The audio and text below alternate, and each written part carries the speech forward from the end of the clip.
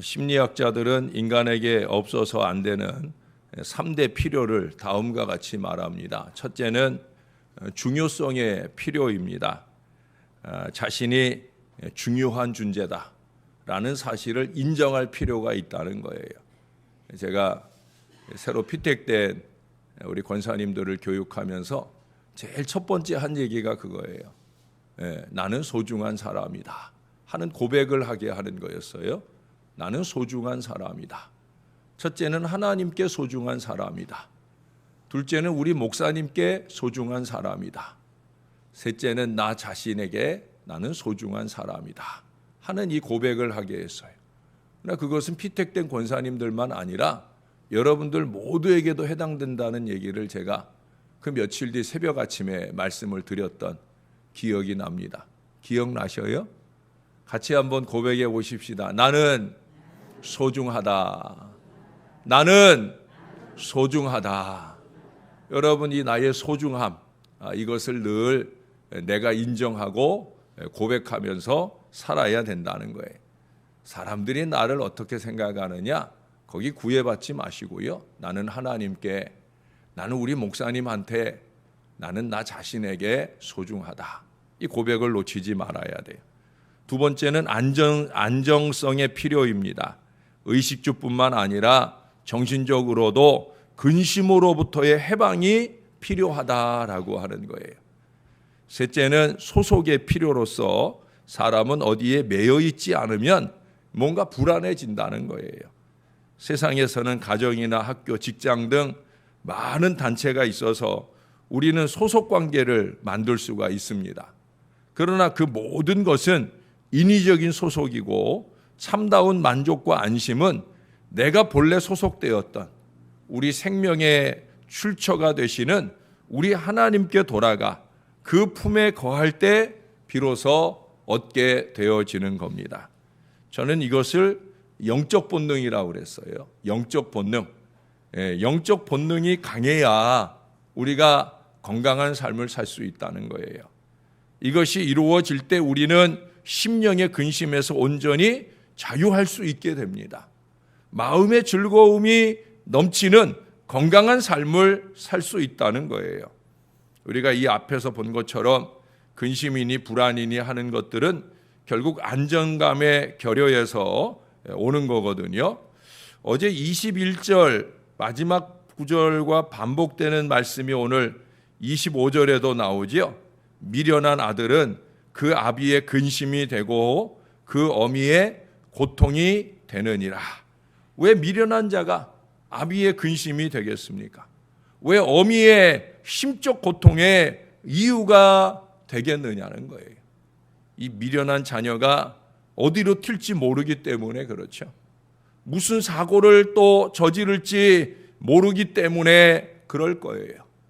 물가에 내놓은 것처럼 항시 그로 인해 걱정하고 이게 뭐 전화벨이라도 울리게 되면은 가슴이 철렁하고 이 모든 것은 그 미련한 자녀에게서 안정감을 찾지 못하기 때문에 그런 거예요. 심지어 한동안 조용하면 더 불안하고 초조하다고 그러죠. 왜? 이게 또 어디서 일을 만들고 있는 건 아닌가 하는 그럴 정도로 걱정이 되어지는 거예요. 일촉즉발의 위기감이 고조가 되어서 견딜 수가 없다고 합니다. 그동안의 불안정이 안정을 안정으로 받아들이기 어려울 정도를 만들어 버렸기 때문이라는 거예요. 안정되면 오히려 불안해지는 이런 정도에까지 이 미련한 자식들이 그 부모의 마음을 그렇게 만들어 버린다는 거예요. 내 안에서 이것을 먼저 극복하기 위해서는 여기 27절 하반절에 말씀하는 것처럼 그 성품의 냉철함이 필요합니다. 냉철이 뭡니까? 냉정하고 침착해지는 거예요. 다시 말해서 감정을 스스로 절제할 수 있는 것을 말하는 거예요. 여러분, 예수님은 밖에 있어요? 안에 계셔요? 예수님은 저와 여러분의 마음에 계시다 해요. 바로 예수님이 계신 마음으로, 예수님이 계신 마음으로 냉정하고 침착하게 상황이나 환경에 좌우되는 게 아니에요. 제가 늘 자주 하는 말 있잖아요. 믿음 깊은 사람은 보이거나 들리는 것에 의해서 마음이 흔들리는 사람이 아니에요. 이게 믿음이 얄팍해가지고 찰랑찰랑하다 보니까 보이면 들리면 곧바로 반응하게 되는 어리석음을 범하게 되는 거예요. 여러분, 영적 본능이 강한 믿음 깊은 사람이 되어야 됩니다. 여기 그래야 28절에 보세요. 미련한 자라도 잠잠하면 지혜로운 자로 여겨지고 그의 입술을 닫으면 슬기로운 자로 여겨지느니라. 미련 극복의 길이 여기 있다는 거예요.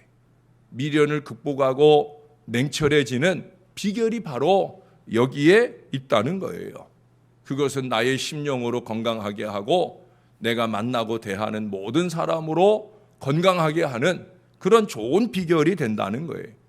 이 고도의 정신력 또는 이 믿음이 필요한 일인데 어차피 이걸 이루어내지 못하면 22절에서 말씀하는 이 마음의 즐거움은 불가능하게 되어지는 거죠. 자기 마음도 즐겁지 못하고 자기가 만나는 사람들도 즐겁지 못하게 만드는 어리석음을 범하게 되어진다는 거예요. 여러분, 여기서 말하는 이 마음의 즐거움은 상황이나 환경의 변화에 상관없이 한결같이 유지되는 그런 즐거움을 말하는 겁니다. 그래야 양약이 되는 거예요. 거기 18장 14절 거기 가보시면 사람의 심령은 그의 병을 능히 이기려니와 심령이 상하면 그것을 누가 일으키겠느냐. 여러분들이 몸이 아프거나 하면 목사가 찾아가서 여러분들을 권면하고 위하여 기도하는 제일 된 게 뭡니까? 마음을 강하게 하라는 거죠. 예? 심령이 무너지면 이게 치료될 수 있는 것도 치료되기 어려운 경우들을 많이 보는, 바로 그게 하나님 말씀이 말씀하는 바예요. 마음을 먼저 강하게 하는 거예요. 상한 심령을 우리 하나님께서 찾으신다 했지만 그 심령이 하나님께 나오기 이전이라면 그 심령의 상함은 오히려 우리 몸의 병인이 되는 거예요. 옛날에는 건강한 몸에 건강한 정신이 깃든다 하는 말이 일반화되어 있었잖아요. 그래서 국민체조 같은 걸 만들어 가지고 온 국민이 건강을 위해서, 몸이 건강해야 정신도 건강하다, 마음도 건강하다, 이런 사고가 일반화되어 있었어요. 그러나 오늘날엔 그렇게 생각하지 않잖아요. 건강한 정신에 건강한 몸이 깃든다 하는 쪽으로 강조해야 할 그런 시대가 되었어요. 우리의 몸을 제일 많이 상하게 하는 게 뭐냐? 그게 바로 스트레스예요. 스트레스가 그래서 만병의 근원이라고 그러잖아요. 예?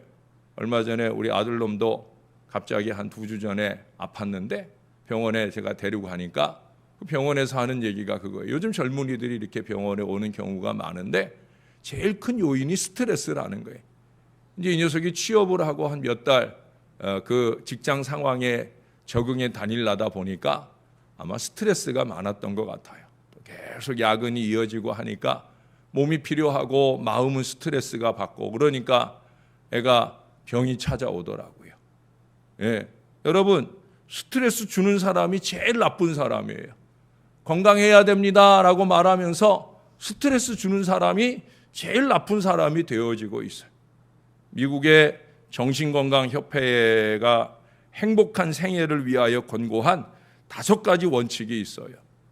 여러분, 행복하고 건강하게 살고 싶으면 이 5가지 원칙을 좀 유념하시고 사시면 좋을 것 같아요. 첫째, 너그러워지라 하는 겁니다. 자기 자신과 남에 대한 태도에 있어서 좀 여유를 갖는 마음가짐이 필요하다는 거예요. 둘째, 현실적으로 자기를 좀 평가하라 하는 거예요. 자기의 능력에 대해서 현실적이며 냉정하게 평가를 하고 자기 이해를 좀 먼저 하라는 거예요. 셋째, 자부심을 가지라 하는 겁니다. 남들의 평가로부터 독립되어야 한다는 뜻입니다. 나의 성취에 대해서 스스로 만족하면 족하다는 거예요. 물론 최선을 다하지 않고 늘 남에게 꾸지람 들을 정도의 수준에서 머물면서 자기에게 만족하는 인생이 되어지는 건 어려울 겁니다. 셋째, 자부심을 가지라. 이거 방금 얘기했죠. 넷째, 무엇을 하든지 최선을 다하고 그것으로서 만족하라는 거예요. 후회란 실수에서 오는 것이 아니고 최선을 다하지 못하는 데서 오는 겁니다. 결과를 염려하지 말고 자기가 할 수 있는 만큼의 최선을 다하면 된다는 거예요. 언제든지 모든 문제는 최선을 다하지 않는 데서 생기는 거예요. 여러분, 최선을 다하면요, 남이 뭐라고 하든 말든 나는 내 안에서 만족할 수 있어요. 제가 목회와 인생에 있어서 사는 건강한 비결 가운데 하나가 그겁니다. 저는 뭐든지 최선을 다하려고 노력을 합니다. 그것에 대해서 누가 뭐라고 하든지 말든지 그건 저에게 중요한 게 아니에요. 저에게 중요한 건 두 가지입니다. 첫째는 하나님이 됐다 하시느냐 하는 게 중요하고요. 두 번째는 내가 만족하느냐 하는 것.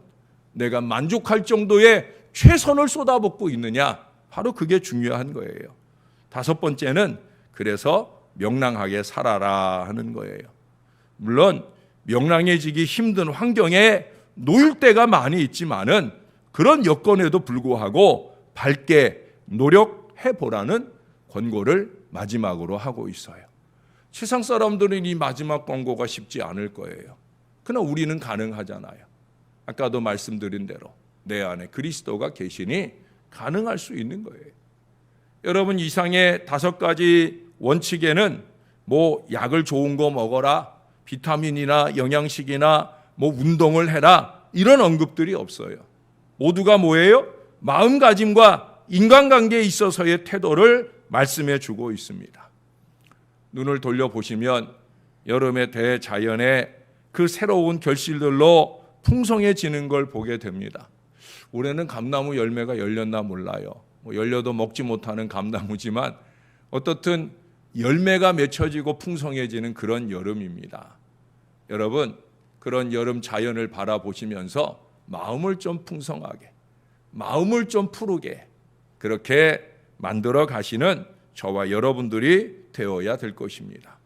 그럴 수 있기 위해서 사실 우리에게는 하나님과 연결되지 않고 이런 풍성한 마음의 가능성이라는 것이 희박한 거예요. 왜 그렇습니까? 우리의 마음은 하나님께서 좌정하시고 주장하실 때 비로소 오합을 이기는 내강이 되기 때문에 그런 거예요. 왜 우리가 자꾸 상황과 환경에 무너지느냐? 왜 냉철함을 상실하느냐? 왜 입을 닫고 있으면 미련의 극복이 될 수 있는데 자꾸 입을 열어서 미련을 쏟아내고 그 미련 때문에 문제나 어려움을 만들게 되느냐?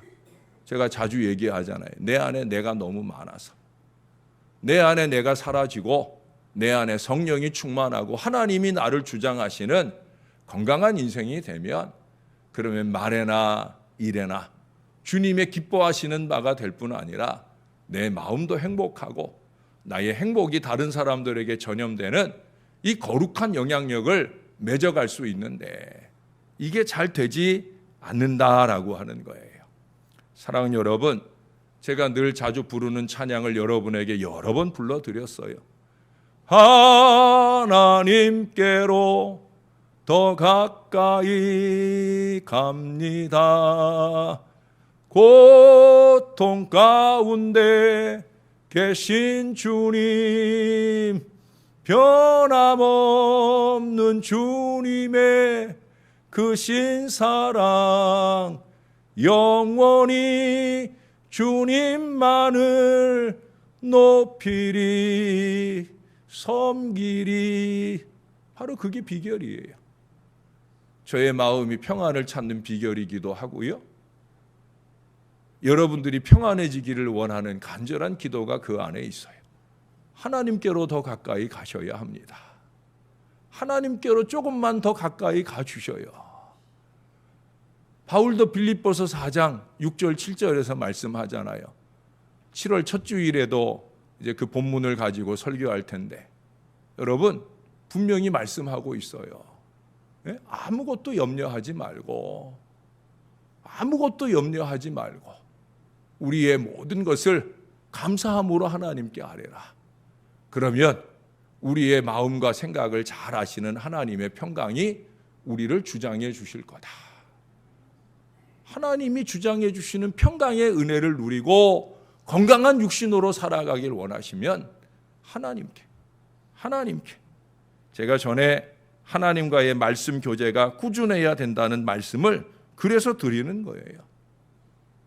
우리가 하나님의 말씀을 볼 뿐 아니라 이 하나님의 말씀이 우리를 지켜보실 때 그것은 또한 우리를 지키심이 되기 때문에 그런 거예요. 그래서 성경은 말하는 거예요. 하나님의 말씀과 기도가 우리를 거룩하게 한다고. 말씀과 기도 없이 거룩할 수 없어요. 예? 말씀 제쳐놓고 난 기도만으로 거룩해진다? 택도 없는 얘기예요. 기도는 제쳐놓고 나는 말씀으로만 거룩해진다? 어려운 얘기예요. 말씀과 기도로 더 주님과 가까워지는 거룩함이 채워질 것이고 그 거룩함이 우리 안에 채워지게 될 때 우리는 심령의 즐거움이 넘치고 우리의 심령의 건강이 우리의 육신으로 강하게 하시는 하늘의 은혜를 입게 될 줄로 믿습니다. 하루하루 하나님의 은혜로운 말씀과 그 하나님께 대한 기도로 통하여 즐거운 마음을 이루시고 삶과 몸이 항상 건강하시는 사랑하는 여러분들 다 되시기를 우리 주님 예수님 이름으로 간절히 축원합니다. 기도하겠습니다. 하나님 아버지, 우리 성도들 모두가 꼭 기억하고 살았으면 좋겠습니다. 나는 하나님께 소중한 사람이다. 나는 우리 목사님한테 소중한 심령이다. 나는 무엇보다도 나 자신이 나를 소중히 여기며 살아야 되겠다. 하나님 이 마음 놓치지 말고 살아가게 도와 주옵소서. 상황 때문에 환경 때문에 우리 하나님 변하지 않으십니다.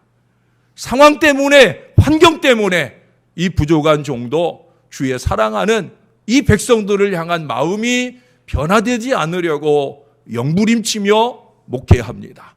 하나님 아버지, 우리 성도들도 상황 때문에 환경 때문에 하나님 그 마음의 믿음이 흐트러지지 않게 도와 주시옵소서. 내 마음에 가득한 나를 벗어 던지고 내 마음의 성령을 채우되 말씀과 기도로 잘 채움으로 통하여 그 마음에 틈탄 모든 금신과 염려와 미움과 증오와 악한 것들이 예수의 이름으로 떠나가게 도와 주시옵소서.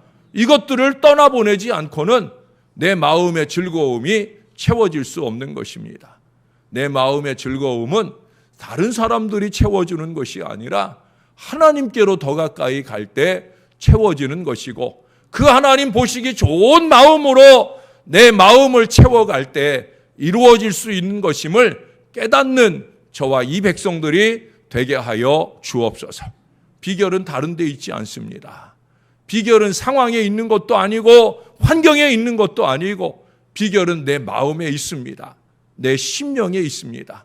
아버지 하나님, 부족한 종이 늘 몸부림치며 주님 앞에 기도하듯 이 사랑하는 주의 백성들이 하나님의 은혜로 채움받게 도와 주옵소서. 말씀과 기도로 더 거룩해지게 도와주셔서 그 삶에 나타나는 모든 미련을 떨쳐버리고 주님이 주시는 지혜로 통하여 마음이 즐거우며 자기만 즐거운 것이 아니라 우리가 만나는 모든 사람들을 즐겁게 행복하게 만들어가는 저와 이 모든 백성들 될 수 있도록 은혜 베풀어 주옵소서. 그래서 영육간에 강건하며 범사가 형통하는 하늘 백성들 다 되도록 은혜를 더하여 주옵소서. 특별히 이 가운데 육신의 크고 작은 상함으로 신음하는 자녀들이 있나이까 주님이 꼭 잡아 주옵소서. 나사렛 예수 이름으로 명하노니 그 육신에 임한 크고 작은 모든 질병은 이 예수의 이름으로 떠나갈지어다. 아버지의 능력과 은혜로 평안하게 살게 하시고 평안한 마음으로 육신의 틈탄 모든 병마를 이겨내게 도와 주옵소서.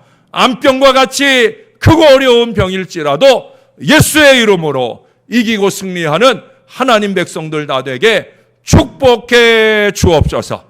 이 모든 일들을 이루기 위해 하나님 오늘 하루도 하나님 때문에 행복한 하루 될 수 있게 주장해 주시옵소서. 감사합니다. 우리를 건강한 신앙으로 이끌어 가시는 우리의 구주 예수님의 이름으로 기도합니다. 아멘.